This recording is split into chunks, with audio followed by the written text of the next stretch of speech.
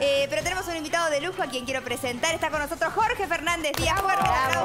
Periodista, escritor de amplia trayectoria. Y hay muchos temas para hablar con vos, Jorge. La verdad me gusta tu mirada sobre todo. De verdad que me encanta que estés acá. Así que vamos a repasar un poquito todo lo que preocupa a la gente y lo que ocupa a los medios también, ¿no? Por ejemplo, el tema de la grieta, que tanto hemos hablado durante el año pasado y que de vuelta está siendo protagonista. La semana pasada nos la pasamos hablando de esto a raíz de los Martín Fierro.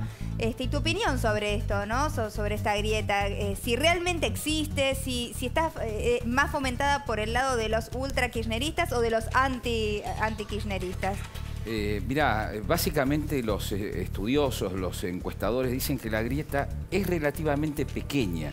Está en un grupo de 2 millones de personas. Bueno, comparado, uno podría decir que está partido en 2 la Argentina y no es cierto. Está circunscripta, pero ese 2 millones, 3 millones de personas sí están partidas de una manera muy violenta. El kirchnerismo construyó esta grieta. Tenía la teoría de que había que partir en 2 a la sociedad.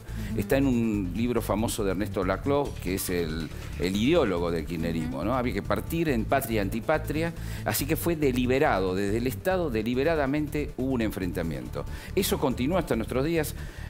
Al ultra antikirchnerismo le sigue un ultra kirchnerismo. A mí no me gustan los linchamientos, ni de ninguna especie. Exacto. Me parece que Axel Kicillof es uno de los grandes culpables, con su soberbia y su torpeza técnica y económica, uno de los grandes culpables de lo que estamos viviendo hoy, de las penurias económicas y sociales y políticas de hoy. Hoy trascendió que tuvo un episodio, claro. Kicillof en la puerta del colegio, salió en muchos portales, después se desmintió parte de lo que se dijo. Claro, porque al principo Mariana se había dicho que había sido con incluso agresiones físicas. Sí, que se habían agarrado a piñas, con un padre o una madre, no. Digamos, le echó en cara a algunas de sus actitudes. Claro, pero me parece una actitud, a ver, acá hay algunas contradicciones que uno puede analizar. Primero, creo que la sociedad tiene derecho a quejarse con uno de los grandes responsables de lo que está sucediendo hoy en la Argentina. Por supuesto que ese derecho está. Ahora, otra cosa... Eso no es la grieta. Eso es una persona que hizo, digamos, tuvo ejercicio de su función pública, que hay alguien que opina que lo hizo mal y que le dice algo, como le pasará a muchísimos de los que como a pasó un por el ministro gobierno. actual, de otras personas. ¿Vos no considerás que eso sea producto de la grieta? Eso no, pero de todas maneras, ir sobre alguien que está llevando al colegio, buscando a su hijo, me parece que es algo inadmisible. Sí. Me parece que eso lo aprendimos en nuestras casas, en nuestras familias. Eso no se hace. Es la segunda vez que le toca a Axel Kicillof, ¿no? ¿Recuerdan la del...? En Uruguay. En Uruguay, ¿no? En Uruguay. Haciendo... Lo que pasa es que, bueno, quizás tenga que ver también con que él tiene una actitud también de confrontar, ¿no? Y entonces al ser él así, también los demás actúan así con él, ¿no? O sea, sí, aquella vez él era ministro y estaba volviendo de Uruguay de una casa que tenía en Uruguay. Y muchos se indignaron por su presencia. Estaba, creo que en el free shop de... Bueno, la marca que tiene el cruce de Argentina-Uruguay. En aquel momento la contradicción era todos los ministros del gobierno y el gabinete de Cristina Kirchner diciendo que era de antipatria veranear en Uruguay, y resulta que había 4 o 5 ministros, entre ellos Kicillof, que no solamente veraneaban en Uruguay, sino que además, como el caso de él, tenía una casa y un terreno allí en Uruguay, ¿no? Lo cierto es que lo que vos querés decir, Jorge, es que no hay que pecar de lo que se critica, ¿no es cierto? Exactamente. El kirchnerismo ha sido muy agresivo y ha engendrado una agresión, pero no es justificada, no es justificable de todas maneras esa agresión contra... ¿Cuándo se va a sanar esta grieta? Porque es tan doloroso para la sociedad, porque si fuesen solo casos aislados que suceden con personas que han sido parte del gobierno, pero lo cierto es que suceden en las familias, suceden entre amigos, ¿no? Sí, es muy difícil. No es solo un intercambio de yo pienso esto y vos pensás aquello, digamos. Son discusiones que han separado familias, ¿no? Yo conozco muchos casos. Siguen separados amigos. Pareja, yo conozco una pareja, por ejemplo, que se separó. Claro. Increíble, sí. Y yo creo que otra cosa, ¿no? Esto va a tardar. Bueno, pero habría otra cosa, porque nadie se va a separar. Pero de repente, las discusiones terminaban siendo, bueno, estamos en las antípodas. O sea, eso es interesante lo que acaba de decir, porque Edi Zunino, que hizo un libro sobre la grieta, hizo un estudio y descubrió una cosa muy interesante, que es cuando la grieta se da entre amigos íntimos y familiares dentro de su propia familia, siempre hay que buscar algo de fondo, algo psicológico indecible muchas veces, inconsciente muchas veces, y entonces la política se usa como excusa para la grieta. ¿Y no será que eso también sucede? Ay, hay algo que me está haciendo interferencia también en mi cucaracha. Eso que escucharon afuera lo tenía en mi oído.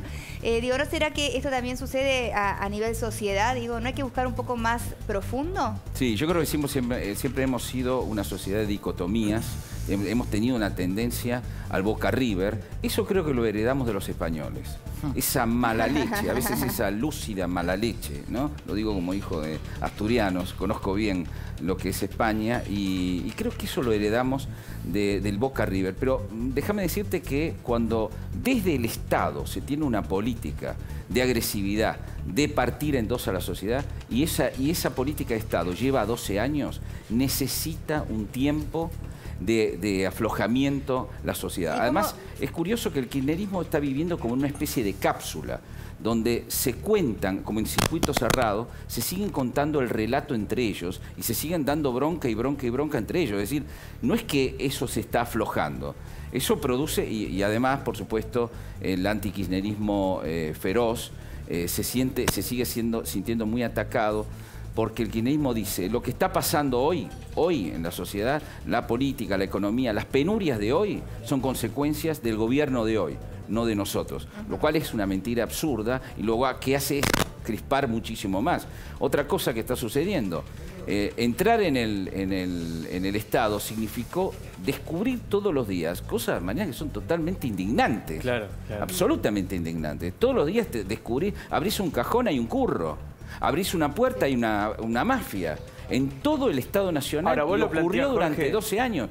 O sea, lo que se descubrió últimamente no es que la corrupción era una cuestión lateral o satelital, sino que la corrupción era la matriz de un proyecto. Y esto es una novedad que la presentíamos, pero que ahora la gente va teniendo más detalles. Vos lo has dicho en La Nación varias veces, que es obviamente donde escribí los domingos, esta idea de que es muy curioso que esta misma gente que generó estas condiciones del país, que enfermó al paciente, para usar alguna de las metáforas que vos usabas, ahora son quienes pretenden dar la receta para curarlo, para resolver los problemas. Cascotean al médico ahora. Desde Kicillof hablando de economía hasta Daniel Scioli hablando de la inseguridad de la provincia de Buenos Aires. Parece un chiste.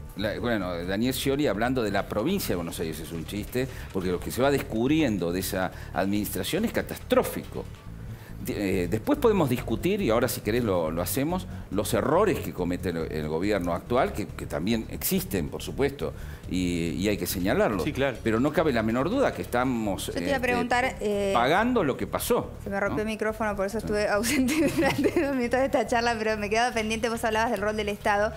Y si este gobierno actual está alimentando o está de alguna manera desarticulando la grieta con sus actitudes y la manera de ser, digamos. Ahora, no cabe la menor duda que si el gobierno hubiera hecho 3 cosas, mirá, hubiera dejado a los militantes que metieron en el último año y medio en el Estado a las escondidas, es decir, no hubiera echado a los 10.000 más o menos militantes que ellos se jactaban incluso públicamente que le estaban dejando al próximo gobierno. Si no hubiera echado a ninguno de esos, la grieta hubiera bajado, pero claro, hubiera sido una tarea totalmente indigna. Otra cosa, si el gobierno no hubiera levantado el cepo judicial, sino que les hubiera dicho a los jueces, escúchenme, con las causas de corrupción vayan lento, no queremos que se procese a nadie, no queremos ningún manipulite de ninguna especie. Si hubiera actuado y operado el gobierno sobre eso, claro, la grieta hubiera sido más baja. Ahora, también es indigno llevar a cabo eso. Y si el gobierno hubiera ocultado todo lo que encontró, también hubiera bajado el nivel de enfrentamiento. Pero la verdad que creo que el gobierno hace muy bien en hacer estas 3 medidas. Contar lo que recibió, dejar que los jueces, levantarle el cepo a los jueces para que investiguen a quien sea y echar a los militantes y ñoquis. ¿Por qué? Pero Jorge, no todos los ñoquis, perdón Mariana, no todos los ñoquis fueron echados del Estado Nacional. Yo te puedo decir, en Canal 7 hay un montón de gente de la Cámpora. En la Casa Rosada, por ejemplo, en la agencia de noticias de la Casa Rosada, hay un montón de gente de los CAS que no la sacaron. En Radio Nacional también, en Radio Folclórica Nacional también. O sea, no es que se echó a todos los CAS. Ponete a escuchar Radio Folclórica Nacional o Radio Nacional o mirá Canal 7 y te vas a dar cuenta que hay un montón de gente... Pero eso me parece positivo a mí, que es CAI que continuó sin ningún problema. Pero eso me parece positivo porque los que continuaron digamos, no vivifican que aquí no hubo una persecución ideológica, sino que a los que funcionaban bien se los dejó. Siguieron trabajando, no importa si eran camporistas, peronistas, macristas o lo que sea. Yo estoy de acuerdo con la política de Estado que se adoptó, por ejemplo, en los medios públicos. Donde hay kirchneristas, hay de todo, absolutamente de todo. Porque esto también hay que decirlo. El kirchnerismo intenta instalar la vieja idea del revanchismo, que estamos en una especie de revival del 55 y que están echando a todos por persecución ideológica, cosa que no es cierto. Jorge, no es cierto. Y yendo al país concreto que nos toca mañana, ¿no? Hoy escuchaba la charla que tenías con Diego en Mitre y planteabas un poco una reunión de mesa chica importante que hubo en el gobierno en torno a cuáles son los pasos a seguir después de la media sanción que finalmente recibió la ley antidespidos, ¿no?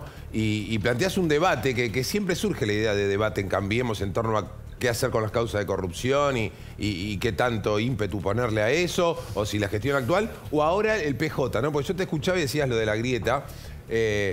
A ver, si uno se lo traduce en política, hay como 3 trincheras hoy en la política argentina. Uno ve claramente lo que es el espectro Cambiemos, lo que es el PJ no kirchnerista y el kirchnerismo. Sí, el PJ no kirchnerista también está Frente Renovador, digamos. También, ¿no? Exacto. Es otra parte del peronismo, digamos. Digamos, sí. De esa reunión, ¿qué sale en limpio para el país que nos toca vivir? Lo que pasó fue que al día siguiente de este escándalo, este Waterloo terrible de la mal llamada ley antidespido, hubo una reunión de coordinación política que se hizo con mucha discreción el jueves, donde estaba el presidente, el jefe de gabinete, el ministro de Interior, la vicepresidenta de la Nación y Ernesto Sanz, para evaluar cómo seguían. Y ahí lo que se planteó es algo bastante razonable, que es, bueno, ¿qué hacemos? ¿Hacemos un acuerdo de gobernabilidad con el peronismo? ¿O no lo hacemos? ¿O hacemos acuerdos parciales? Hay quienes, ahí se dividió la mesa chica de Macri, hay quienes piensan que hay que hacer un acuerdo estilo la Moncloa, es decir, un acuerdo del Bicentenario que dé previsibilidad, gobernabilidad durante los próximos 3 años, más allá de las distancias. Y otros que dicen, no, vamos de a poco, porque están fragmentados, ¿por qué unificarlos? Y vamos paso a paso. Bueno, esta es una discusión fundamental, por eso me parece que el gobierno está en una encrucijada política. Creo yo que Macri tiene más tendencia a pensar como Marcos Peña, de vamos ley por ley. Vamos paso a paso y no vamos a hacer un acuerdo integral. A mí me pone nervioso como argentino, que el Congreso esté en manos de un partido y el gobierno esté en manos de otro, y que cada tanto haya chispazos y buscapiés y líos. Me tranquilizaría más, creo que tranquilizaría más a los inversores, creo que tranquilizaría a todo el mundo si hubiera unas 10, 12 leyes claves con las negociables y una agenda sin corcoveos. Ahora, ¿y cómo sería ese acuerdo, Jorge? Porque si vos te lo pones a pensar hasta ahora, ante cada necesidad parlamentaria que tuvo el gobierno de Mauricio Macri, tuvo que entregar algo a cambio, ¿no? Cuando había que votar los holdouts, se reunieron por la coparticipación. Cuando hubo la ley antidespido, por un lado, la ley de acceso a la información pública, que no hay guita, otras reuniones con los gobernadores. En la Argentina no hay guita. Por eso, ¿cómo haces un acuerdo del Bicentenario sin guita, sin dar nada a cambio? Y bueno, creo que, no sé, yo no tengo idea cómo se hace. Lo que te digo es que me da la impresión, esta es mi impresión particular, de que creo que el país estaría más tranquilo con un acuerdo integral, que aceptara un poco la idea, por lo menos que en estos próximos año y medio, el Ejecutivo es de un partido y el Parlamento es de otro. Pero en algunos, Jorge, en algunos temas, yo creo que van a estar todos de acuerdo. Falta que el Poder Ejecutivo mande el proyecto de ley, como lo prometió el 10 de diciembre. Por ejemplo, el 82% móvil, la reforma de la escala de ganancias. El 82% móvil no está de acuerdo, gobierno, en este momento. Bueno, no tiene plata para pagarlo. Pero no lo dicen, porque sí. al aire lo dijo el ministro de Economía, lo dijo Prat Gay, que se iba a mandar el proyecto. Yo misma le hice la nota, lo dijo que lo iban a mandar, nunca se lo mandaron. Es decir, hay un montón de proyectos que yo creo que en la reforma de escala de ganancias, ¿quién puede estar en contra? El tema del monotributo, ¿quién puede estar en contra? El tema de aumentarle la pena a los corruptos, bueno, salvo los de Frente para la Victoria que estén investigados, el resto supongo que estarán a favor. Bueno, la ley del arrepentido no están de acuerdo. La ley del arrepentido podría provocar en el futuro algo parecido al petrolao o lo que estamos viviendo en Brasil. Y hay sectores de la corporación política, principalmente del peronismo, que no quieren saber nada. Bueno, Debido, Máximo. Bueno, hay mucho, ¿Cómo ves al PJ, digamos? ¿Cuál te parece su papel y cómo lo ves en sus diferentes fragmentos? El 80% del peronismo tiene un acuerdo tácito, que no vuelva a Cristina Kirchner. Por lo tanto, no tiene una posición, la clásica posición de erosión que tuvo siempre el peronismo con los gobiernos no peronistas. Esto es toda una novedad, ¿no? Esto es una novedad. O sea, que porque se están erosionando entre ellos. Diego, la erosión lo que provocaría es el regreso anticipado de Cristina. Hoy ese peronismo no tiene claramente ¿Pero un eso líder. los va erosionando a ellos mismos? Digamos? Ellos están en un dilema. No tienen cajas, no tienen los bastiones. Se quedaron afuera, en la intemperie. Es delicada la situación. El peronismo que mejor se lleva con el gobierno es el que gobierna. Son los gobernadores, claro, son algunos intendentes. Esos son los más racionales, los que necesitan llevarse bien con el gobierno sí o sí. Pero después hay otros que no saben, y además no tienen líderes, Mariana. El único líder, más o menos, del peronismo, y no está aceptado como peronista del todo, es Massa. Massa está al tope de la imagen, tiene una popularidad muy importante. Creo yo que perdió parte de esa popularidad con todo este juego que hizo con la ley antidespido. Con la ley antidespido. Pero dos de cada 3 votantes de Sergio Massa, 2 de cada 3 están de acuerdo con lo que está haciendo Macri. Acá te das cuenta por qué Massa va en zigzag.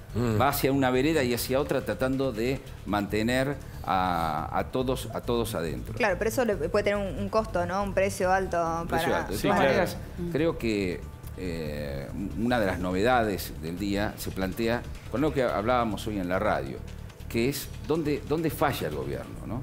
Yo creo que el gobierno está fallando en la contención de un grupo nutrido de gente que no es cubierto por las paritarias, pues, en general no está en blanco, ni está cubierto por los alivios sociales, que fueron muchos que dio el gobierno, ni está cubierto por el plan Jefas y Jefes, ni por todos esos planes sociales que se extendieron incluso, ¿no? Porque hay 1 millón más de personas que entraron en la asignación universal por hijo.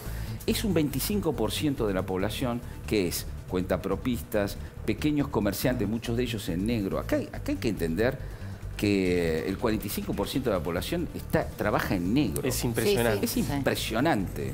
Es impresionante. Que después de todo lo que ocurrió en la Argentina, no solo el kirchnerismo, desde antes también, el 52% de la población tiene algún problema de estilo de pobreza estructural, o de educación, o le falta obra social. Cuando nosotros vemos que 1 de 2 de nosotros está de algún modo hundido, te das cuenta que, es muy duro decirlo, que el proyecto Argentina fracasó. No puede ser que la mitad de nosotros estemos hundidos. ¿Pero parece cuestión de políticas o de comunicación, no? Porque... De políticas. De políticas económicas. Sí. Concretas. Sí, concretas. Yo creo que esto viene pasando. Creo que hay un informe muy interesante hoy de la Iglesia. Tengo mis reservas con el Papa Francisco, tengo muchas discrepancias ideológicas con el Papa. Sin embargo, el informe que hizo la Iglesia Católica es muy certero. ¿En quién es el culpable principal de que estemos así? Claramente, por primera vez, coloca todos los errores económicos que provocó el gobierno de Cristina Kirchner, que fueron catastróficos. Habla de riesgo laboral en Argentina. Catastróficos, es un informe catastrófico contra el gobierno de Cristina Kirchner. A continuación señala los alivios sociales que produjo este gobierno, pero a continuación cuenta cómo este gobierno no puede llegar a ese 25% de la población, que son por lo menos 3,5 millones de personas, las más críticas, digamos, que son aquellas que son cuentapropistas, que están en negro, que tienen trabajo eventual. Algunos pequeños comerciantes que vos le subís mucho la tarifa de luz y dicen, bueno, no puede laburar más o no puede fabricar más. Cierra un restaurante por mes en la Argentina. Esto no viene de hoy, no es que está pasando catastróficamente. Y concretamente, ¿para vos qué política podría aplicar el gobierno dentro de lo que es el esquema del gobierno? Yo no tengo idea, creo que el gobierno tiene que pensar cómo asistir y cómo contener a ese 25%, que es un 25% explosivo, te diría, ¿no? Hay informes de inteligencia que tienen en la gobernación de la provincia de Buenos Aires que muestran que hay camporistas que se acercan a ese polvorín todo el tiempo. Con un fósforo. Con un fósforo, tratando de armar lío social. ¿Y cómo queda ese discurso del gobierno que pareciera que todo el tiempo es banquen, sabemos que no estamos bien, pero yo tengo claro el objetivo y va?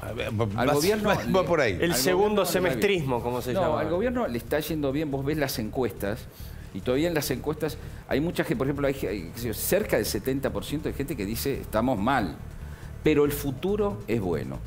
Y 65% más o menos que dice lo que estamos pasando es jorobado, vayan un poquito más despacio, pero entendemos que es un ordenamiento necesario después de una fiesta de consumo y de Pero lo mismo dispendio. dijeron Jorge. Jorge, lo mismo hasta dijeron. ahora, pero ojo que esto es volátil.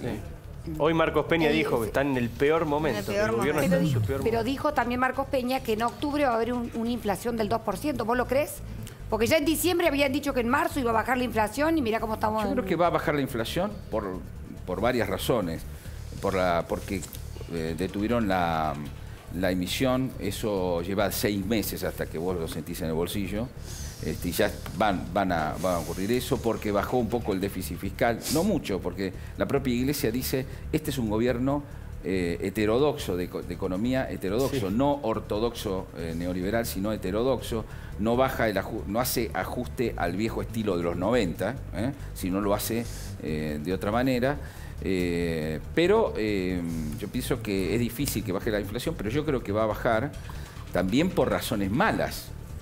¿Cuáles son las razones malas? Que hay caída del consumo. De la actividad, claro. O sea, baja también por enfriamiento de la economía, no solo por las buenas razones. El asunto es si dentro de 3 meses van a llegar las inversiones, si van a acelerar todos los trámites de la obra pública, entonces van a dar trabajo, en 2 o 3 meses pueden dar trabajo de manera más o menos rápida y eso producir un shock y un cambio de clima. Ahora, ¿vos crees que la sociedad se puede bancar ese tiempo? Porque también es real que la gente no da más, ¿no? Entonces hace falta un tiempo para que estemos mejor y evidentemente hay un plan y estamos yendo en ese rumbo. Hasta ahora la gente tiene esa ahora posibilidad. lo está haciendo.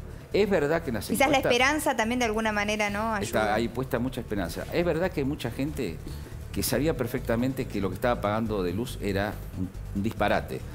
Luego, a continuación, tomó conciencia de que no lo iba a poder pagar más. Eso, que iba a tener que pagar mucho dinero más por el mismo servicio. Ahora, hubo un tercer momento que es cuando recibió en su casa la factura. Cuando recibió su casa la factura... Shock. Fue un shock. No es lo mismo saber que vas a pagar No es lo que mismo pagar. cuando lo tenés acá que cuando lo tenés... Pero Jorge, lo único que Vos en falta una de es tus la... columnas, perdóname, Merce, me acordé de golpe de una cosa que leí hace poco tuya, que hablabas del papá que sin límites, que te da todo, Claro. ¿no? Que de alguna manera el gobierno anterior había sido despilfarrador en un punto y nosotros habíamos sido criados en esa abundancia y de golpe vino un tío a decirnos lo que teníamos que gastar y en qué, ¿no? Claro, pero es muy interesante. Decirlo vos que era mucho más interesante como lo decías, porque... pero era un ejemplo muy gráfico de cómo de golpe a todos nos pareció que... ¿Por qué ahora tenemos menos plata para nosotros? Claro, acá entró mucha guita en la Argentina. En estos 12 años entró guita como nunca en la Argentina. La pregunta es ¿dónde está la guita? ¿Dónde está? ¿Se construyeron caminos, infraestructura? ¿Qué es lo que pasó? ¿Se usó en el desarrollo económico, viste? Y hay emprendimientos. No. Lo que ha ocurrido es que es como un jefe de familia que pide un crédito. Saca la guita, le da a sus 5 hijos plata para que se tomen cruceros, vayan por el mundo, se diviertan, la pasen bomba y qué sé yo. Los hijos lo adoran. Van para todos lados, qué sé yo. Ahora, la empresa quiebra.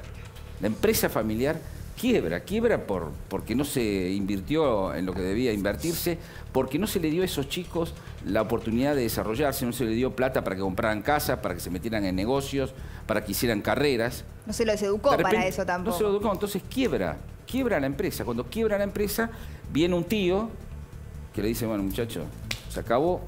A la facultad ahora hay que ir a la facultad y en colectivo. Los pibes lo odian a ese tío. Dice, pero que vuelva papá. Con papá había magia.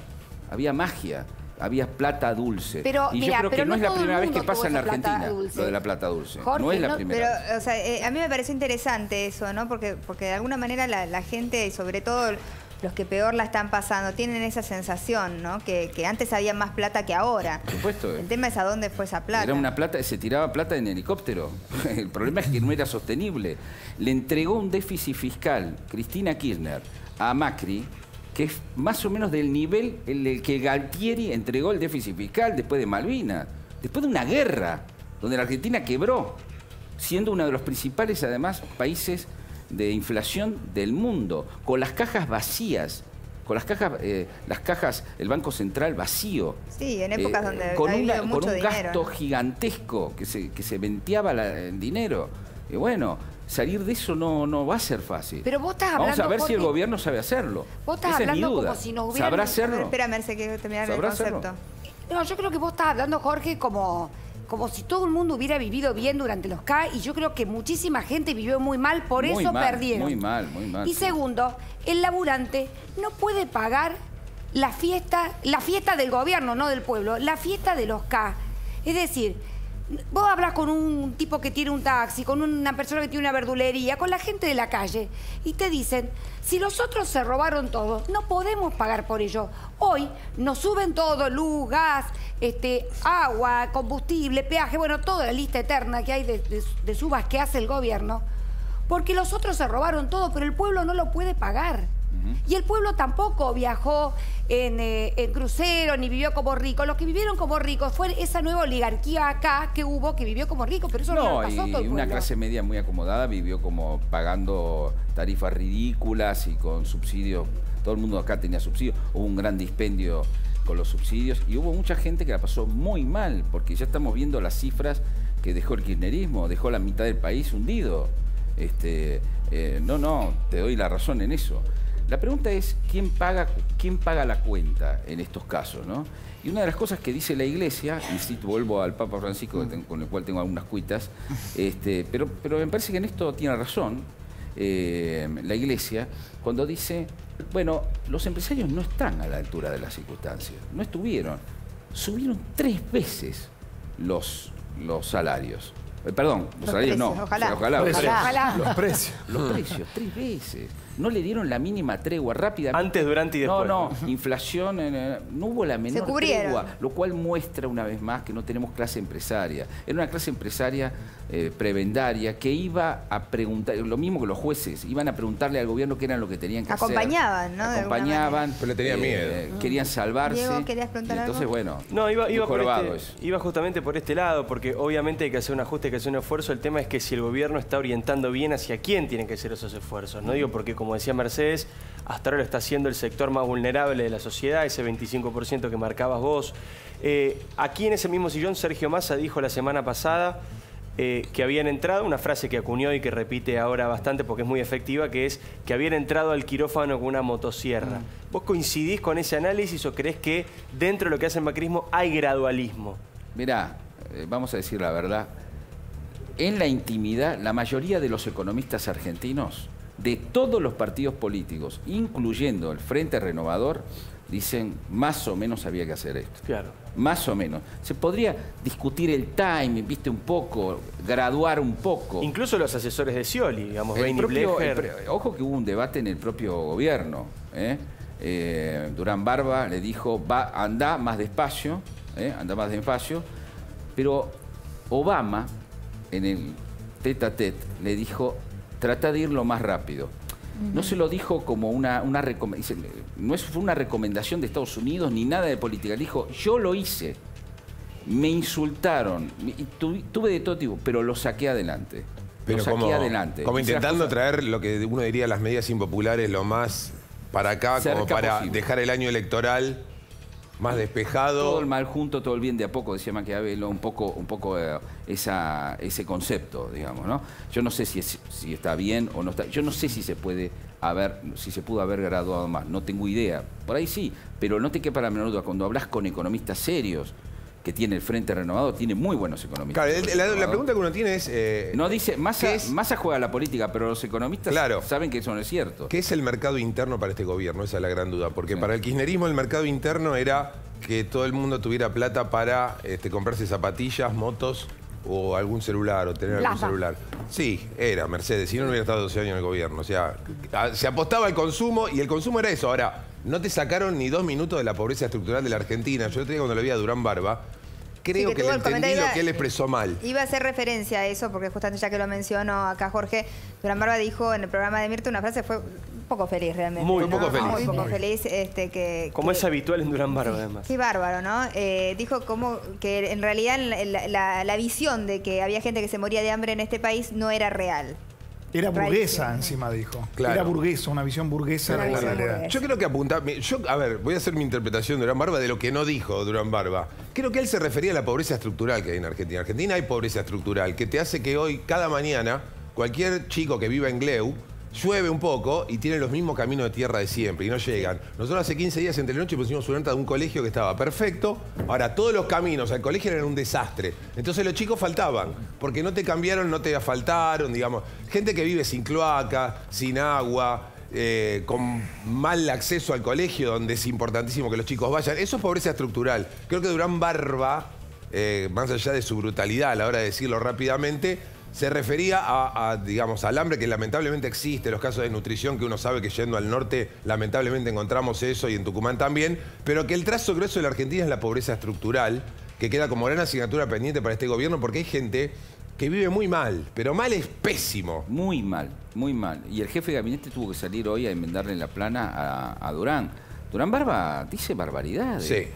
Dice, es muy buen asesor. Es una paradoja que un asesor de comunicación no sepa comunicar, ¿no? No sabe comunicar y además la gente toma como que la palabra de Durán Barba es la palabra del gobierno. ¿Y cómo? Es lógico, si es el principal asesor. El Papa... ¿Pero crees que es así? ¿Es el principal asesor? ¿Es así? Es el principal asesor táctico, digamos, ¿no? Bueno, pero él cuando habla... electoral, en ese sentido. De hecho, el primer encontronazo con el Papa fue producto de un comentario de Durán Barba. Sí. Pero sí, es que los papas no los vota nadie. Es como habla como si tan fuera un provocador, ¿no? Sí. Realmente en sus comentarios. Habla como si fuera un Es panelista. un elefante. Bueno, pero él aclaró en una Sería entrevista. un excelente panelista, porque tira bombas todo el tiempo. Es una cosa que, Pero él separa... donde habla, dice algo que genera una polémica. Aclaremos que acá Aclaró una los nota. panelistas tenemos mucho sentido común. Hay que ponerlo en la tanda del Martín Fierro para el año que viene. Él aclaró en una nota que era Gran agnóstico, que no se manejaba con personas, sino que se manejaba con encuestas y que desde ese patrón toma decisiones.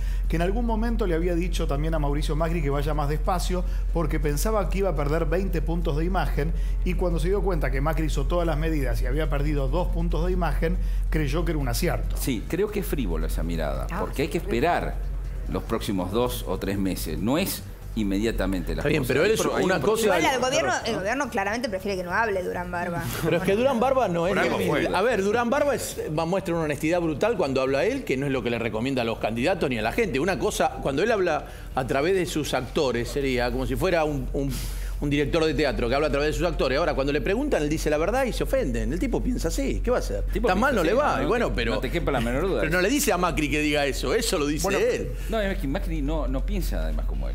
No piensa en esos mismos términos. Bueno. O sea, hay discrepancias. Además, hay un mundo de diferencia entre uno y otro, ¿no? Este es un intelectual, estuvo en el marxismo, tiene toda una formación y una sensibilidad totalmente distinta a la de Macri, ¿no?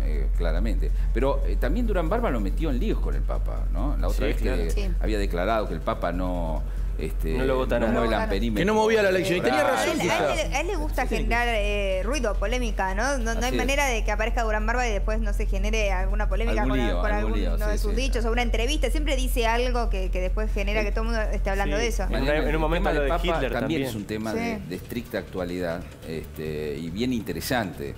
Porque el Papa coloca este fin de semana a la Argentina entre las preocupaciones en línea con Venezuela, Bolivia y Brasil. Me parece que colocar a la Argentina ahí, más allá de lo que hemos estado hablando, de los errores y todo, es es un gesto durísimo contra el gobierno de Macri, durísimo. No podemos creer nosotros que estemos, con todas las dificultades que hay, que algunas las hemos contado aquí, que estemos cerca de las dificultades de Venezuela, donde hay casi una guerra civil, de Brasil, que está viviendo un caso de corrupción masiva y de ¿Por qué crees que lo hace? Gigantescas. ¿Por qué crees que lo hace? Porque yo creo que por dos o tres motivos, pero yo creo principalmente porque Macri no ha sabido manejarse políticamente con Francisco. Hubo tanto manoseo al comienzo con el kirchnerismo, Moreno, que es amigo del Papa, Moreno, sí, claro. que es amigo del Papa. Su esposa fue la íntima amiga de la gran filósofa que formó al Papa. O sea, hay una relación con Moreno de hace muchos años. A mí da la impresión de que Macri dijo, vamos a ir por el lado protocolar con Francisco, así no hay manoseos. Y lo que quiere Francisco es exactamente lo contrario. El mano a mano. Claro, es el que levanta el teléfono y llama a la gente el mismo, ¿no? Quiere un mano a mano en Santa Marta con el presidente, y el presidente no lo vio esto y se manejó por un costado, y entonces desde ese momento, desde esa cara amarga de aquella reunión protocolar en el Vaticano, todo lo que ha hecho el Papa ha sido mandarle mensajes a su manera de disconformidad. ¿Pero por qué cambió? Hoy le mandó una carta. ¿Por qué cambió todo tanto? Bergoglio era un opositor en los tiempos de Néstor Kirchner. Sí. Que se iban lo más lejos posible para no ir al Tedeum los 25 de mayo. Sí. A ver, siempre se escapaban de Capital Federal porque estaba Bergoglio, el opositor.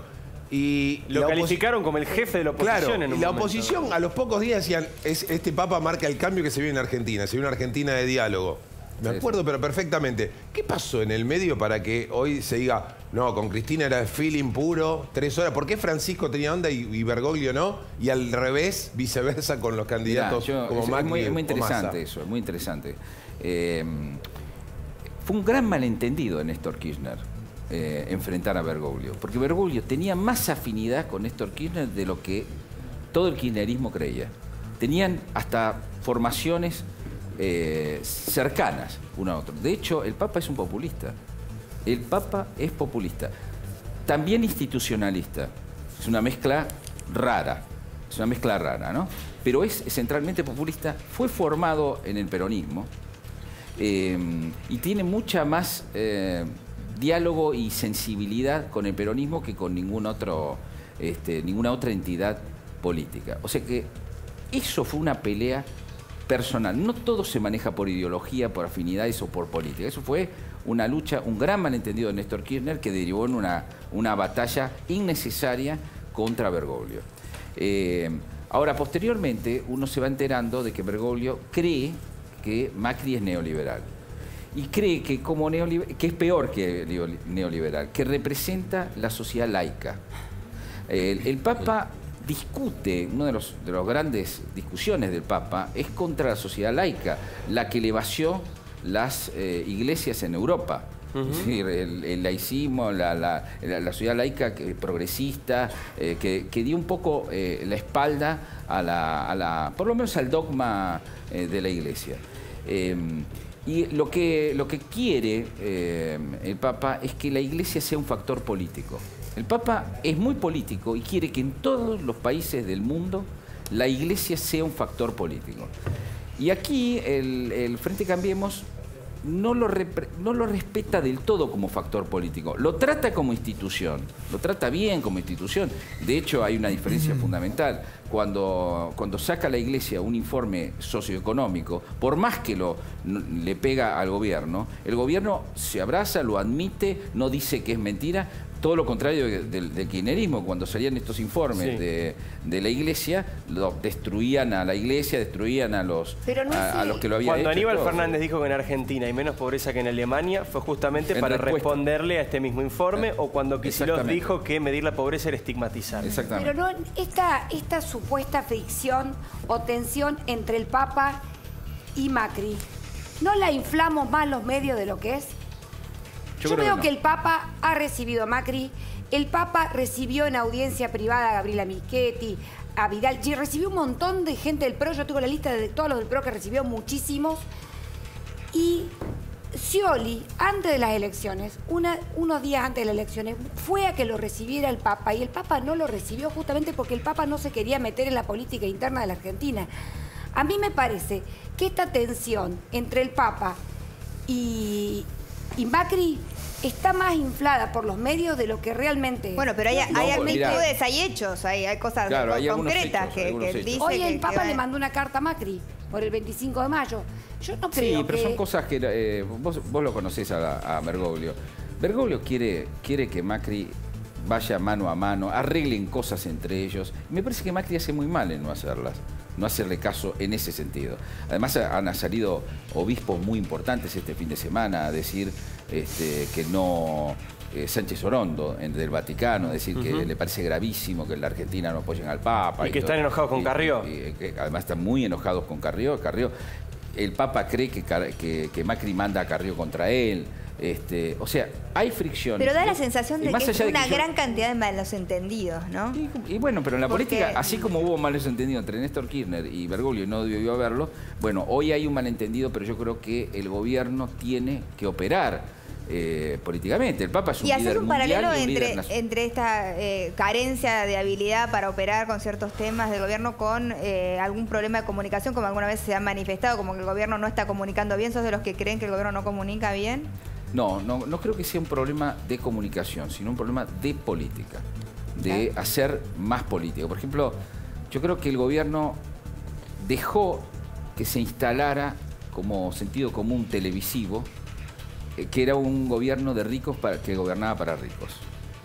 Cosa que no es cierto. El gobierno pudo haber explicado que eso no es cierto y por falta de política, no de comunicación, de salir y pelear el lenguaje, la semántica, se instaló esta supuesta verdad que para mí es falsa. Ahora, pero le pasa todo el tiempo eso al gobierno. Bueno, por ejemplo, la ley antidespido. Dejó que se instalara la idea de la ley antidespido.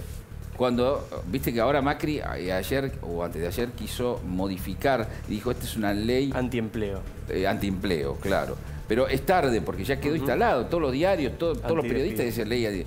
Bueno, ahora, ese tipo de cosas no son de comunicación, son de discusión política en la arena política. ¿Y eso nos genera que pague más costos de los debidos? Digo, porque el gobierno paga costos cuando aparece la crisis laboral, por supuesto, y es lógico que los pague. Paga costos cuando el Senado le vota la media sanción. Paga costos después cuando diputados aprueban la ley. Paga costos por anticipar el veto, paga costos por vetar. Paga costos todo el tiempo. Mira, es probable que cuando me vaya de acá prenda el celular y alguien del gobierno me mande un mensaje y me dice, sí, vos nos criticaste, nos dijiste que hacemos todo, pero a nosotros nos va bien. Mira, en esta encuesta, es verdad, mirá hasta dónde llegamos.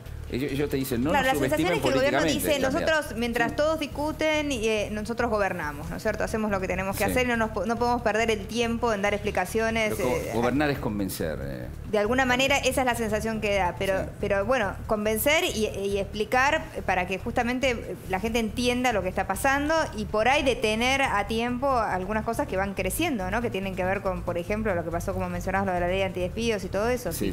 Por eso vuelvo al principio que a mí me da temor que el gobierno deje abierto. Me da temor por la Argentina, por la sociedad argentina, porque me parece que la sociedad argentina necesita tranquilidad, previsibilidad, necesita acuerdos políticos y me asusta un poco que los acuerdos sean todos tácticos y parciales y según como venga la mano. Me parece que esos son acuerdos a la Bartola o acuerdos muy puntuales que no van a evitar que, voy a decirlo bestialmente, los gobernadores un día exigen plata y no hay plata, van a los senadores y sacan una ley, hay una ley que va a diputado y se arma otra vez otro despelote, porque esto es lo que estaba sucediendo, los gobernadores apoyan, pero cuando no reciben la respuesta deseada, operan sobre el Senado. O sea, que haría falta más estrategia política. Me parece que sí. ¿Pero crees que el relato es el no relato? Digamos, yo ya lo escuché en varios lados, ¿no? Como diciendo, mira, como el otro gobierno fue tan presente y tan controlador y todo el tiempo decía, soy esto, esto y esto, y te lo decía hasta 4 veces por día,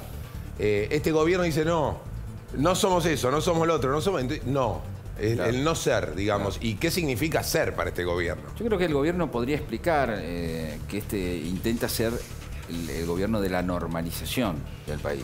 Ahora, para eso tiene que entender, y no sé si están todos de acuerdo con lo que voy a decir ahora, Yo creo que lo que está en juego en la Argentina es si nosotros vamos a hacer de una vez por todas una democracia republicana o no, que es el viejo proyecto del 83 que se perdió por el camino. Claro.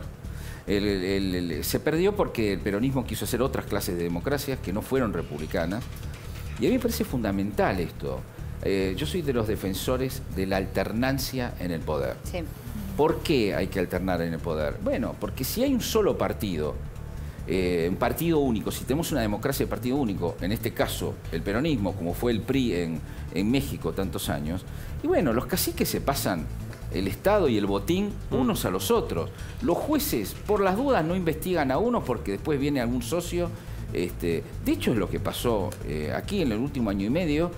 Estaba convencido el kirchnerismo, totalmente convencido, que ellos continuaban, que le iban a entregar a Daniel Scioli, le iba a explotar a Scioli, Scioli iba a tener que devaluar y todo. Eso estaba previsto también por el kirchnerismo, para que Scioli no se agrandara y pagara la cuenta, pero iba a ser de los nuestros. A la vez, entonces, ¿qué hizo en este año y medio? De todo. Vació cajas, hizo todo tipo de tropelías institucionales. Bueno, ¿qué hubiera pasado si ellos hubieran sabido que había una alternancia? Es decir, que venía el Frente Cambiemos y que iba a revisar todas estas barbaridades que hicieron. Y no sé si hubieran hecho tantas barbaridades. Entonces, es muy importante que haya varios partidos, haya por lo menos 2 partidos que se van. Fíjate lo que estoy pidiendo yo. O sea, cuando voy a Europa, en Europa ya pasaron esto y están contra el bipartidismo. Pero nosotros ni siquiera nos subimos a la lona del ring. De hecho, Jorge, si Mauricio Macri termina su mandato, ¿puede ser el primer gobierno no peronista que termine el mandato? Desde 1928. Desde 1928. Es desde impactante 1928, decir. ¿no? Bueno, esto es parte, me parece, de la tragedia argentina. Nosotros estamos en un momento donde, parecido al 83, en el sentido en el 83 estaba en juego si se podía derrotar el partido militar. Y aquí está en juego si se puede derrotar el partido populista. Si el peronismo después puede entrar en un juego de alternancias y tenemos un peronismo republicano, y entonces de vez en cuando va Cambiemos, de vez en cuando va el Bueno, pero con tu teoría no podría ganar ahora en Estados Unidos, tendrían que obligatoriamente ganar los republicanos, porque como ganó 2 veces Obama, ya si no se va otra vez a 12 años y puede ser que ganen los demócratas, no es que están obligados a la gente. Está por ocurrir un hecho increíble, que es que van a abrazar al populismo, están cerca de... Pero vos decís que... No, entonces, ahora que abandona América Latina... Bueno, pues entonces tienen que hacer una ley distinta. Hay lugares, digamos, en la Argentina también hubo alternancia, por ejemplo, Irigoyen, después vino Alvear y después vino Irigoyen de nuevo. Aún los radicales tuvieron eso. Si la gente los elige, más allá de que estén bien hechos o mal llevados los gobiernos, pero si el gobierno estuviera bien llevado, la gente podría volver a votar lo mismo. Sí, pero creo yo que es muy importante que la sociedad tome conciencia de la alternancia. Eso es lo que te quiero decir. Puede gobernar, qué sé yo, un tiempo, pero no puede haber un partido único. Tendrían que votar a Ted Turner, con tu teoría. Hoy tendrían que votar a Ted Turner para que no se den 3 mandatos demócratas. Pero eso en Estados Unidos no hay ese problema. No, pero además lo que plantea Jorge... Ted Turner no al otro. Lo que plantea Jorge es la alternancia como condimento instalado en la República, como cosa real de la República. Si acá estamos viendo una alternancia ficticia porque desde 1928 gobiernan los peronistas, los militares y los otros partidos no pueden terminar, la alternancia no pueden terminar, tal como yo. El peronismo tampoco terminó. Bueno. Muchas veces el primero que volteó fue el peronismo. Bueno, no, pero está diciendo algo que si decís algo que no es, no es. Bueno, está bien.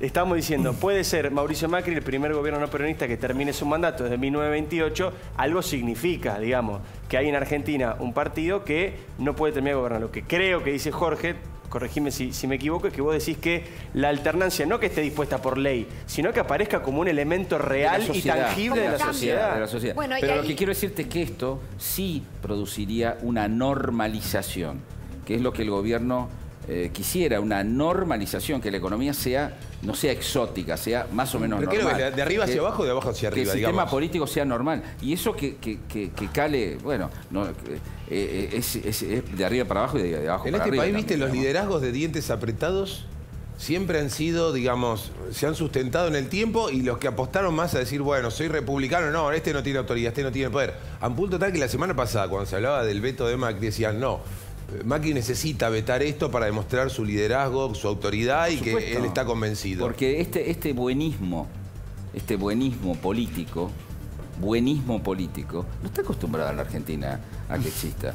Y puede ser confundido por los tiburones como que sangra el gobierno, ¿entendés? Como que es debilidad. El gobierno para negociar necesita estar fuerte. No puede hacerse fuerte y no negociar. tampoco puede negociar sin ser fuerte. Son estas dos cosas que van unidas. Pero aquí siempre estamos esperando el hombre providencial, el hombre fuerte, el que establezca de manera contundente las cosas, y me parece que una sociedad moderna debe prescindir de estas cosas. Ahí respecto a la alternancia hay un proyecto muy importante en la provincia de Buenos Aires que es para que los intendentes no sean reelegidos más de una vez. Eso está bien. Y también que los diputados y senadores puedan estar nada más que 2 periodos. Y es fundamental. Aparentemente están todos los partidos de acuerdo, excepto el Frente para la Victoria. Claro, así que eso parece que va a salir en la ley. Es absolutamente importante. Yo creo que el peronismo también está de acuerdo con esto. Hay que entender que aquí hay microfeudos en la Argentina, es decir, feudos dentro de las democracias. O sea, estamos muy atrasados, muy atrasados. Y me parece que necesitamos una sociedad que mire para adelante. Por eso es que yo soy duro con Macri, porque si Macri fracasa, no solo vamos a estar mal económicamente y los argentinos vamos a sufrir, sino que además el sistema político va a fracasar y se va a volver a la idea de que solo el peronismo puede gobernar. Idea nefasta que ha dado los frutos que vemos. Ha dado los frutos que vemos. Si gobierna un solo partido, ese partido a veces es de derecha, a veces es de izquierda, ahora, pero siempre tiene... Da la sensación de que tu crítica viene desde la, no sé, quizás me equivoco, desde la creencia de que hay recursos para que así sea, digamos. Vos le exigís al gobierno que se maneje de una manera un poco más audaz, ¿no? O con mejor estrategia política. ¿Crees que tiene los recursos para hacerlo? Yo creo que hay que exigírselo, aunque los recursos son muy bajos, efectivamente. Creo que ahora va a haber algo muy importante que puede cambiar un poco la historia, que es el blanqueo, que es la ley que se viene. ¿Qué es el blanqueo? Es una ley que permitiría perdonar, amnistiar a los que sacaron los dólares, los miles de millones de dólares. Se calcula por lo menos... Bueno, hay distintos cálculos, ¿no? 200.000, 300.000, o 250.000, ¿no? Permitirles que regresen y que lo inviertan en la Argentina. Pero es muy en bonos a 2 años, 3 años, o en empresas y que se les perdona. Bueno, si ese blanqueo funciona, sería una inyección de guita muy importante. ¿Por qué podría funcionar el blanqueo esta vez y no funcionó antes? Porque primero hay condiciones de mayor confiabilidad y por una cosa fundamental, por los Panama Papers. Los Panama Papers demostraron que cualquiera puede ser deschavado. Cualquiera, por un hacker así de estos, de desparramo total, puede ser deschavado. Entonces, hay gente que está acá, que tiene empresas acá y que tiene la guita, la sacó de manera oscura. Y bueno, esa gente piensa y dice, bueno, si hay un blanqueo no tendría que meterme, o tengo que esperar que haya otro grupo de periodistas dentro de 2 años. No, en el 2017 además los países van a abrir. ¿viste? Perdón, van a abrir ¿no existía la posibilidad de blanquear el dinero? ¿No había ya? Sí, hubo varias. Es más, mucho la que plantea Prat Gay tiene un contenido más moral diciendo que dijo: vamos a diferenciar a los que la dejaron acá de los que se la llevaron, y quiere cobrar un 10% de tasa, que es muchísimo, porque los otros le cobraron el medio o el 1%. Yo lo que creo es que como hay una ley, en el 2017 empieza una ley a nivel mundial de que todos los países tienen que ser más rápidos con nosotros para decir, a ver, esta plata ¿de dónde vino? Empieza a cambiar mundialmente esto de esconder el dinero. Entonces muchos van a decir, bueno, ¿qué hacemos con esto? El mundo tiende al blanco. Ahora, ¿no? Pagar el 10% me parece que, no sé si los muchachos van a hacer semejante colaboración. Está en discusión. Porque la gente está con el sueldito que apenas puede pagar el monotributo, y si se le pierde un mes no paga, tiene la DGI, la FIPA así en la cabeza. Y de golpe esto, que se llevaron toda la guita afuera, la pueden traer sin ningún problema, un 10% que para ellos es nada. Sí, es indignante desde ese punto de vista. Al que pero a la vez cumple con los impuestos, es horrible. Es horrible, pero a la vez es conveniente que entre una masa de dinero, 20.000 millones de dólares, 30.000 millones de dólares. Es muy importante para que este aterrizaje sea más suave.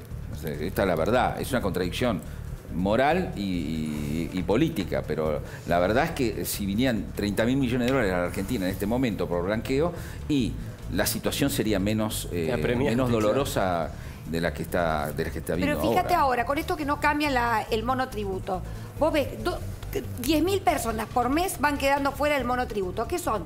Tipos que tienen un taller mecánico, un kiosquito, que los pasan a régimen general. Esa gente que es laburante, está todo el día, no sabe ni cómo hacerse, tiene que contratar un contador, tiene que pagar fortunas. Entonces, ese laburante común lo castigan. Y el rico que tiene la guita afuera la trae, no se hace ningún problema, paga un 10% que para ellos no es nada. A mí no me parece justo. No lo van a pagar el 10%. Es injusto. De hecho, el PRO criticó, el PRO, los radicales, siempre el que está en la oposición critica el blanqueo del gobierno de turno. Y después lo hace. Todos los gobiernos Claro, hacen el lo mismo. blanqueo, es verdad eso, es lo que vos decís. Lo que pasa es que el blanqueo anterior era ridículo, fue un fracaso. Ni siquiera los narcos se querían meter de todo porque tenían miedo, ¿viste? Eso es lo que sobra la plata. Pero bueno, es una contradicción. Lo que vos decís es cierto, moralmente no está bueno, pero económicamente la Argentina quizás necesite en este momento un shock económico de este tipo que nos haga que sea más La otra tragable. salida que se evaluaba desde el gobierno de Mauricio Macri era el ingreso de líneas de crédito veloces, con buen interés, como para el segundo semestre. ¿De eso hay novedades o no? Hay inversiones, de las inversiones que estaban preparadas. Acá hay unos 20.000 millones de dólares de inversiones de empresas argentinas o multinacionales, pero instaladas en la Argentina, que tenían todos los proyectos armados, pero que hace 2 años o 3 años paralizaron absolutamente todo, porque no daba la Argentina para invertir. Ay, porque no podían retirar utilidades. Todos estos, entre otras cosas, sí. Todos estos empresarios le aseguraron al gobierno que ahora sí lo van a poner. ¿Lo van a poner? ¿Y qué pasó? La gran intriga.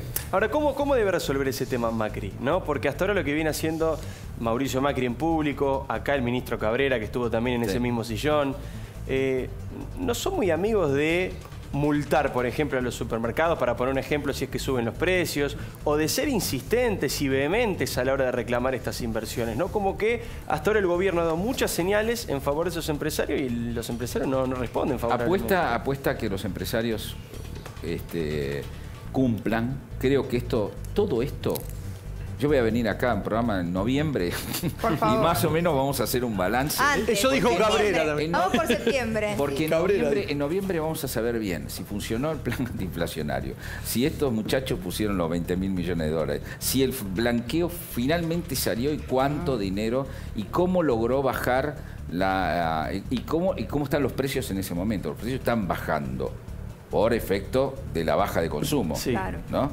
Entonces ahí vamos a ver Y en ese si caso, todo el plan Prat-Gay funciona. Y hay 2 alternativas ahí, Jorge. Que funcione o que no funcione. Exacto. Sé que te estoy haciendo ir demasiado lejos y por ahí es futurología o... A mí me daría miedo que no funcione. Bueno, por los argentinos eso te iba a y pasar. porque por ahí el gobierno lo que dice es vamos con una política de ortodoxia, que es lo que es como la alternativa. más ajuste. Prat-Gay se considera a sí mismo un socialdemócrata. Claro. Sí. Y con un socialdemócrata aplicando una política desarrollista. Y Frigerio, que es otro de los principales asesores desarrollistas si también. fracasa, quizás venga una política más ortodoxa. Melconian. Melconian, Broda. Fíjense que Sturzenegger. Melconian no porque forma parte del gobierno, pero Broda, el SEMA, le están criticando al gobierno Expert, lo están criticando por derecha, Claro, lo corren por de manera muy fuerte. ¿Y qué digamos, implica ¿no? el bolsillo de la gente? ¿Qué implica esa economía más ortodoxa? Y yo creo que un ajuste fiscal al viejo estilo. O sea, más A lo bestia. más impuestos más caros, tarifas más caras, todo más caro. No sé si tarifas más caras, pero sí un ajuste fiscal muy grande. Un Estado que gaste menos. con ¿Y si un sale gran- bien? ¿Eh? ¿Y si sale bien, ahí se terminan los desafíos? ¿Qué desafíos No, empiezan ahí? si sale bien, yo creo que el gobierno tiene por delante 4 años donde tiene que mostrar que esto sale bien. No va a ser inmediato. Por ahí le alcanza para ganar las elecciones del año que viene.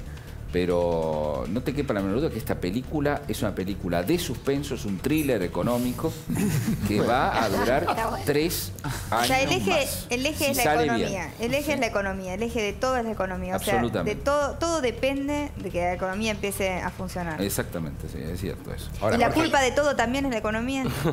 En parte sí, pero hay hubo otras culpas en la Argentina. Por ejemplo, todos los desaguisados, toda la corrupción verdadera. Porque la gente cree que lo peor, digamos, que la peor corrupción es la de los bolsos, que también existió, por supuesto. Pero después hubo un intento de corromper el mercado, de, por ejemplo, destruir la idea del ahorro. En la Argentina estuvo mal ahorrar durante muchísimos años. algo que va contra nosotros, los de toda la vida, los que éramos chicos, nos enseñaron a ahorrar, peso sobre peso. Bueno, acá había que tirarlo. Todo el sistema estaba armado para ventear la plata, para que vos lo gastaras rápido. Como si, ¿no?, el verdadero valor del dinero no fuese tal, ¿no? Así o sea, como que si pero hay que siempre recordar que en el menemismo los primeros 4 años fueron positivos para un montón de gente en la Argentina. Estaba ya agotado a los 4 años. Ya había problemas y empezaba el déficit fiscal. O sea, empezábamos a gastar más de lo que teníamos. En ese momento, Menem, en lugar de retroceder, hacer los ajustes, ser serio, empieza a endeudarse. Se endeuda en 60.000 millones de dólares durante 4 años. Una hiperdeuda terrible para no hacer... Para no salir de la convertibilidad. Para no salir de la convertibilidad. Le deja esa bomba a De la Rúa, que choca el barco, por méritos propios también, ¿no? Él activa la bomba. Y después, Néstor Kirchner comienza, sobre todo con Labaña, con una economía virtuosa realmente. Claro. Había empezado en el gobierno dual del veranito de Labaña. Fíjate que Néstor Kirchner ahí tenía cierto pudor de hacer la gran Santa Cruz. Decía...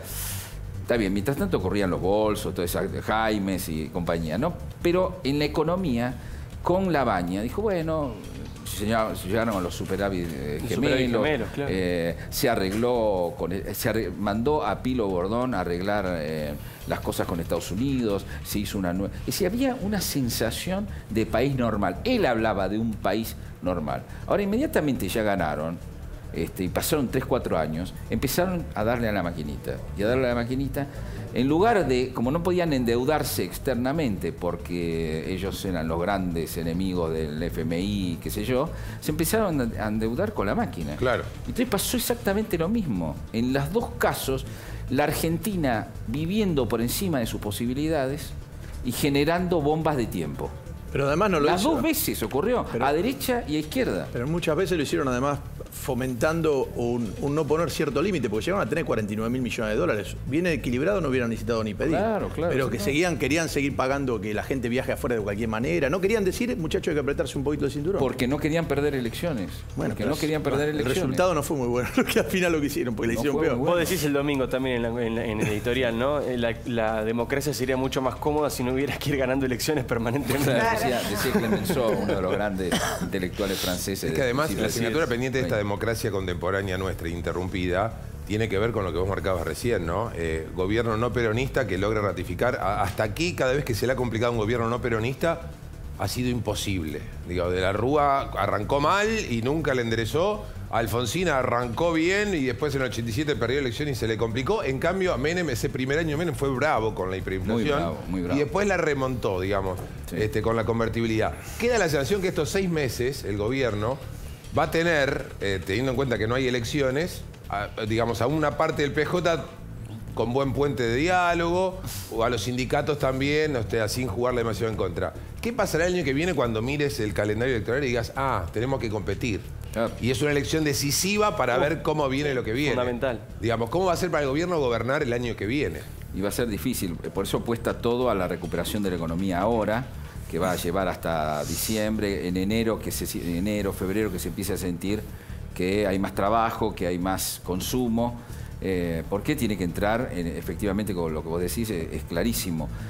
Si pierde las elecciones de medio término, pasa a ser el patorrengo.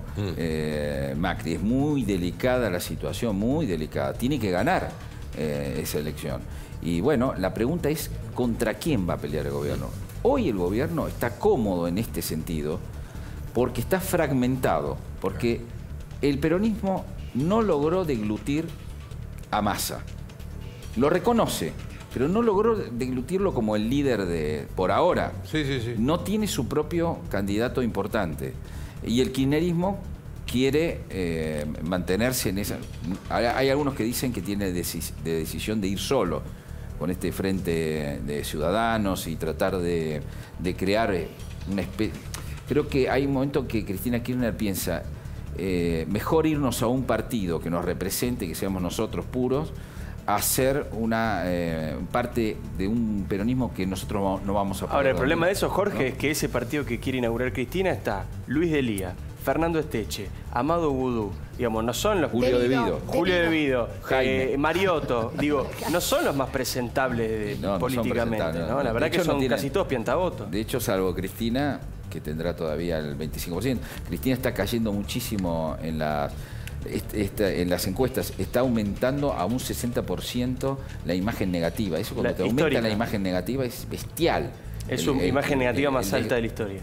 El problema también del partido propio es la elección del año pasado de la primera vuelta, cuando todos pensaron que Scioli pasaba holgadamente los 40 y había un desgaste a través de los años. Hace muchos años que viene perdiendo el cristinismo elecciones, ¿eh? Hace varios años que viene perdiendo. Hay varias elecciones que va, y además que le hace perder al peronismo. Hay 3 en la provincia de Buenos Aires, eso es increíble. Claro. Ahora, ¿vos crees que Cristina conserva poder? Sí, conserva poder, sí. Sí, todavía hay un grupo de un 20% de la población muy cristinista, Y 20% no es poco. Es mucho. Es poco. Quizás me estoy quedando corto. Siempre un presidente peronista, por más cascoteado que esté, tiene un 25% más o menos de votos. De hecho, Menem, recuerden, después de 2001, Menem le ganó a Néstor Kirchner. ¿No? No es broma. Sabiendo la sociedad que Menem no era inocente de lo que había sucedido. Porque la sociedad... Pero por menos de lo que se imaginaban, Jorge. Yo ahí, permitime discrepar, digo, me voy a los números. Menem sacó 25% aquella vez. Sí. Digo, es mucho menos lo que había sacado en el 95, que había sido casi el 50% de los votos. Digo, la sociedad a la larga, cuando hay desgaste, cambia, digamos, muda su piel, cambia de liderazgo, dice, no, miro para otro lado, ya estuviste. Por más que le haya alcanzado a Menem para ser primero, no se presentó a la segunda vuelta porque se comió una paliza frente a Kirchner, y creo que fue lo que pasó lo mismo con el año pasado con el Frente para la Victoria, digamos. Ese fue mucho menos de lo que cualquiera se hubiera imaginado en la primera vuelta de Scioli.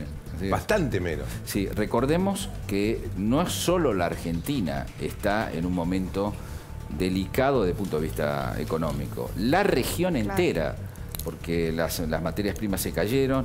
Hoy entró en problemas Uruguay. Hoy hay varias notas que muestran en los diarios que Uruguay pasa por un ajuste y por un achicamiento de la economía. O sea, es un fenómeno mundial. Si vos, las materias primas están... Si la soja la tenés a 600, y bueno, vos estás en el mejor de los mundos, sos expansivo. Ahora, si la tenés a 300 o si la tenés a 200, creo que De la Rúa tenía, la llegó a tener a menos la soja. Y bueno, estás en el peor de los mundos, digamos, ¿no? Y creo yo que vamos a pasar un tiempo, al menos, donde el viento de cola no lo vamos a volver a tener. Que esta es otra cosa. Cristina tuvo viento de cola. Y nosotros ahora hay viento de frente. La única alternativa que tiene Macri, y la está usando, es la política. Es decir, vamos con Obama, vamos a hacer un arreglo con Putin, otro arreglo con Xi Jinping, pero sobre todo vamos a arreglar con Europa, vamos a tratar de mostrar que puede haber un nuevo modelo económico político para la región, y esa es la única cosa a favor internacional que tiene en este momento la Argentina. Te iba a preguntar por algo que tiene que ver con la política, pero más que nada con la farandulización de la política. ¿Es real que la gente está interesada en política, ¿no? Es un fenómeno que está sucediendo. Creíamos todos los que hacemos televisión que el año pasado, por ser un año electoral, la política obviamente era protagonista y que este año iba a aflojar un poco, y sin embargo la gente sigue muy interesada. No solamente en los temas de corrupción, que ya casi parecen una ficción, ¿no es cierto? Las cosas que vemos que está pasando judicialmente hablando, sino también de esto, ¿no? Poder tener una charla con vos, este intercambio tan interesante en un programa a la tarde es un fenómeno muy interesante. Que no se caiga el rating. Y que no, al contrario, que lideramos. Es interesante, creo que habla de una sociedad que está interesada en saber lo que está pasando, ¿no? Me parece que es sano para todos nosotros, es un síntoma de madurez.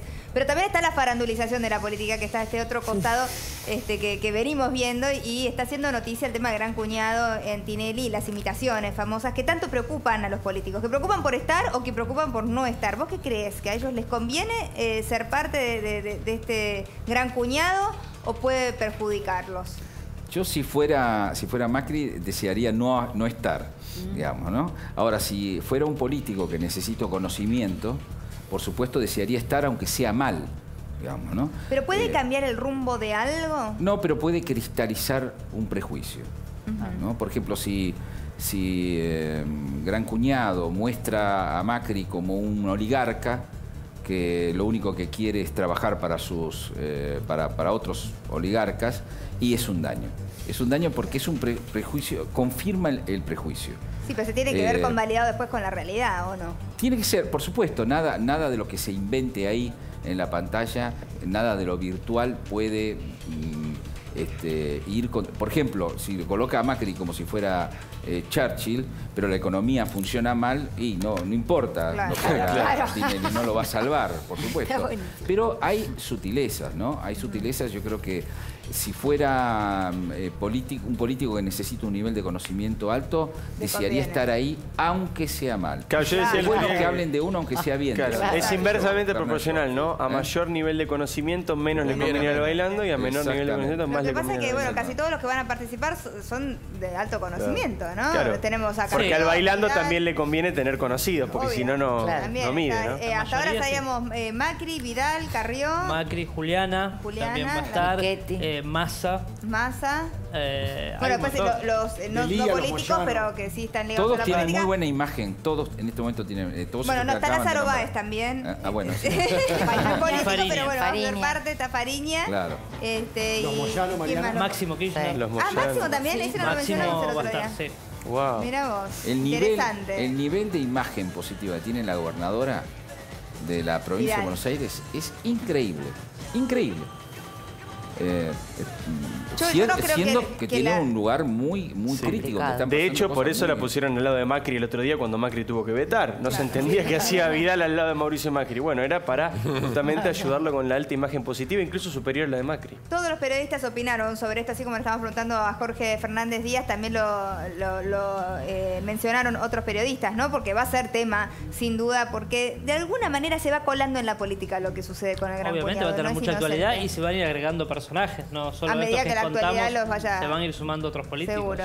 Te invito, Jorge, a ver la opinión de otros colegas. Adelante. ¿Vos creés que ahora los políticos los empiezan a imitar, el humor político? ¿Creés que les suma, les resta? ¿Cómo lo ves? Yo estoy a favor de toda la sátira y el humor. Depende también de si se corresponde con los tics o con los toques reales que tenga.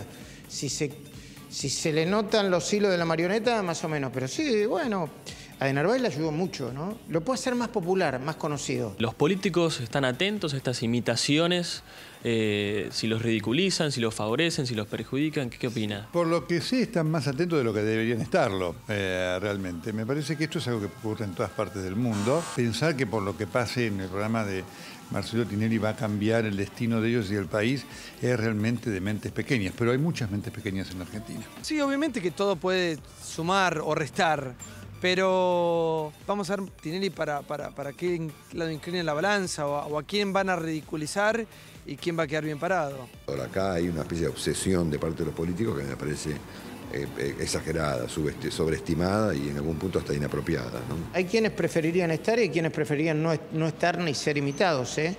Qué sé yo, Elisa Carrió nunca estuvo y para empezar a reírse de su séptima imitación le costó un par de años. Le puede sumar, le puede cambiar, puede mejorar, ponerle lo que no mejora ni cambia es la Argentina, digamos, ¿no? Que depende de otras cosas, sino de que Tinelli imite un tipo o no. Muchos creen que sí, que les cambia la vida o que tienen alguna posibilidad. La verdad es que no. La verdad es que no, realmente, ¿no es cierto? Lo que cambia la realidad de un futuro es precisamente la realidad de la gente, ¿no? Bueno, ahí lo escuchamos a Nelson Castro un poco diciendo esto, ¿no? La realidad es la realidad, después no importa lo que diga la imitación, la realidad supera todo lo que va a suceder. Pero es verdad lo de la cristalización, ¿no? Sí. De un prejuicio, me queda esa frase. Después en el mundo de la política va a haber muchas suspicacias, se va a mirar con lupa, porque se lo está mirando con lupa a Tinelli, porque Tinelli tiene un proyecto político en la AFA, y está en el medio de un tiroteo, digamos, en la AFA. Sí, claro. Tiene relaciones con el gobierno, hay tensiones, nunca se sabe bien cómo se van a alinear ahí los planetas, entonces se lo va a acusar posiblemente a Tinelli de estar o a favor o en contra del gobierno según... Programa, además. Aunque sea injusto esto que sí, ahora, fíjate que perdón Mariana, ¿no? Pero digo, toda esta suspicacia que hay alrededor de las imitaciones de Gran Cuñado ya tuvo un primer capítulo, una precuela muy chiquitita en la apertura del programa que se grabó hace poco. Marcelo Tinelli invitó a Mauricio Macri y a María Eugenia Vidal a ser parte de la apertura y los dos le dijeron que no. Mauricio Macri, que ya había ido en otra ocasión al programa Marcelo Tinelli, María Eugenia Vidal que no, pero en este caso dijo que no quería participar de la apertura y terminaron participando Horacio Rodríguez Larreta, que es amigo de Marcelo Tinelli y lo ha dicho varias veces, ambos se reconocen como tales, Sergio Massa, el mismo caso, amigo de Marcelo Tinelli, y Juan Manuel Ortubey, que es, como decía Jorge Fernández Díaz, un dirigente político que aspira a ser candidato a presidente, pero que no tiene nivel de conocimiento. Y ella es gobernadora. Yo creo que bueno, por eso digo, ¿no? Se han negado a participar. Eso es importante. Yo creo que Marcelo Tinelli, en este caso, tiene que entenderlo no como un problema de agresión, sino como un desaire. Yo creo que en un momento duro de la Argentina, donde hay gente sufriendo. Esa fue la explicación que dieron los dos. Que aparezca el presidente jodiendo y la gobernadora, me parece que no le hace bien ni a Tinelli, ni a ellos, ni a la Argentina. Esa fue la explicación que dieron los dos, por eso lo marcaba. Tanto Macri como Vidal hablaron, bueno, personalmente, incluso con Tinelli, y estas cosas se resuelven así.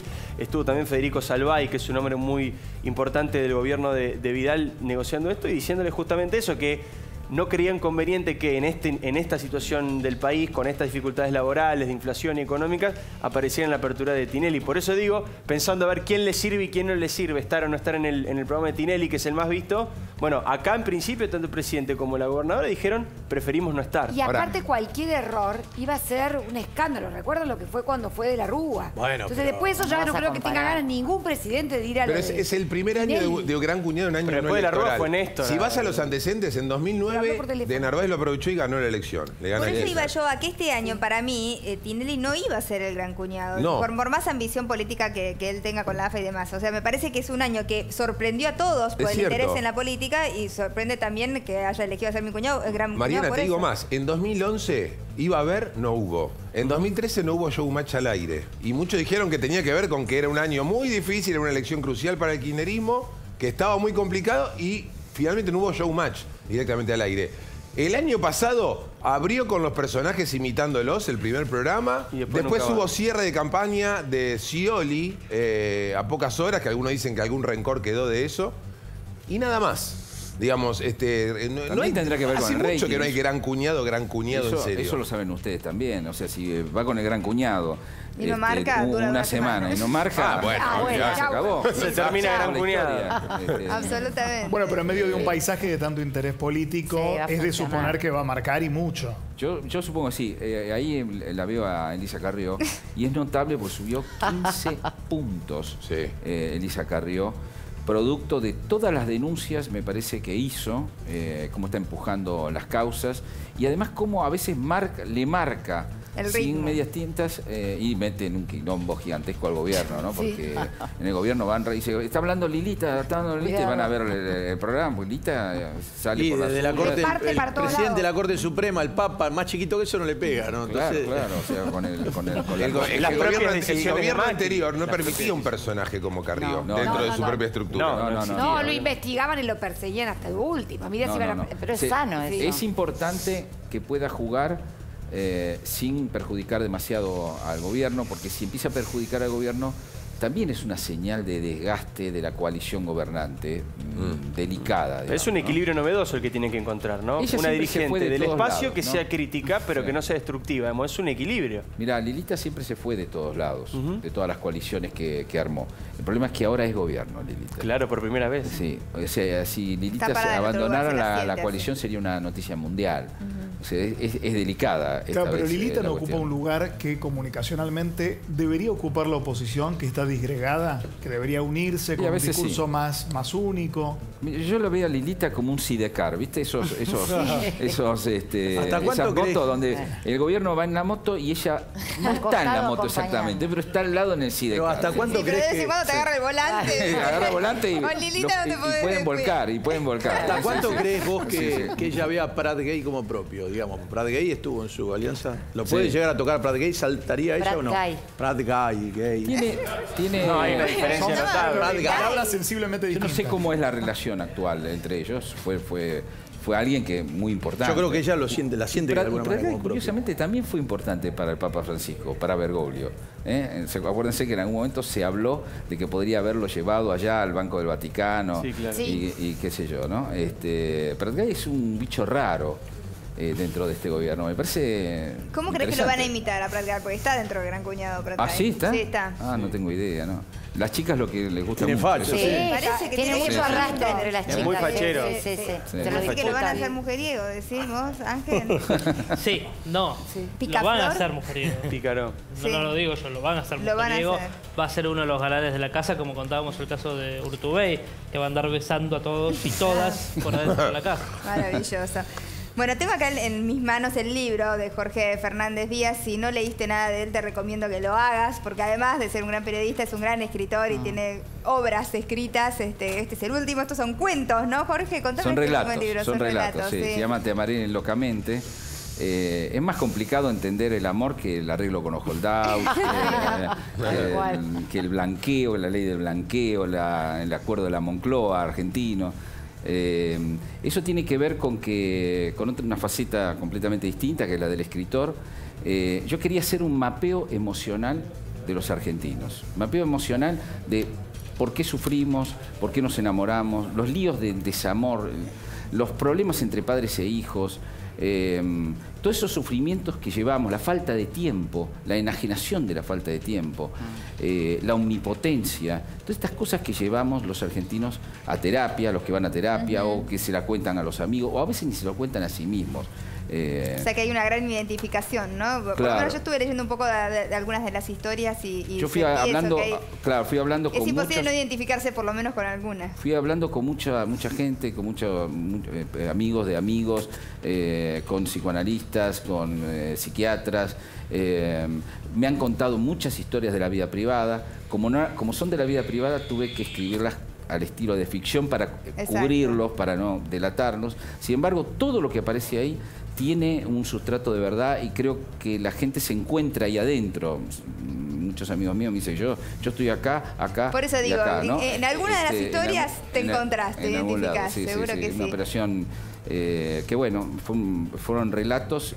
Los relatos no venden en la Argentina demasiado y sin embargo este libro está primero en venta. Hace un montón de tiempo, ni hablar, tu último trabajo, El Puñal, que ya se va a llevar al cine ahora, así que increíble. Y se volvió a editar Mamá, que yo te cuento, estuve buscando mucho tiempo ese libro porque en un momento no se encontraba. Y bueno, es uno de los libros que aquí cuento la historia de mi padre, porque mi padre, como tantos otros inmigrantes, Marcial, a mí me dio por perdido cuando yo tenía 15 años. ¿Por qué me dio por perdido? Porque yo dije, yo quiero ser escritor y periodista. Y ser periodista en ese momento era ser bohemio. Claro. Y ser escritor para mi padre, que era un mozo de bar de Canin y Córdoba, de Scalabrini Ortiz y Córdoba, la literatura era un sinónimo de la vagancia. Lo que quería era ser vago, según mi padre. Y eso nos distanció muchos años, ¿sabes? Hasta que yo escribí un folletín y una novela policial por entregas en el viejo diario La Razón, en el 85, y mi padre me llamó un día, que hablábamos muy poco en aquel tiempo, me llamó un día, yo lo atendí y me dijo, hijo, el periodista de la historia va a recuperar la plata, porque era un folletín por entregas y alguien llevaba un rescate de un secuestro en un bolso. Y el capítulo de ese día terminaba cuando perdía el bolso, se lo robaba un chico de la calle. Y mi padre me dijo, ¿va a recuperar el bolso? ¿Y por qué me preguntas, papá? Porque todos aquí en el bar, ABC, lo están leyendo. Y le dije, sí, les puedo decir que lo va a recuperar. Y a mí me saltaban las lágrimas. Qué linda. Por supuesto lo disimulé y le dije, sí, papá. Eso nos reconcilió. Seguramente fue muy orgullosa. Fue muy formativa la idea de que te den por perdido también. Es muy cruel y muy duro, pero a la vez... Es un desafío. Desafío, porque vos... cuando te dan por perdido, haces todo en la vida para tratar de luchar contra esa profecía familiar, ¿no? Y creo que esa lucha es lo que me convirtió en lo que yo soy. Qué bueno, te felicito. Qué bueno. La verdad te felicito, Jorge, sin duda, desde donde estés estará orgulloso de vos y por ahí puedas dejar de luchar y empezar a disfrutarlo ya, porque No lo has creo. logrado. Lo has logrado. Muchas gracias, Jorge, un placer Gracias, tenerte aquí en el muchas programa gracias. y te volveremos a molestar antes de noviembre. Vos dijiste Bueno. noviembre, vamos a llamarte por septiembre, octubre, a ver cómo venimos. Bueno, muchas gracias, Jorge gracias. Fernández Gracias a Díaz. ustedes.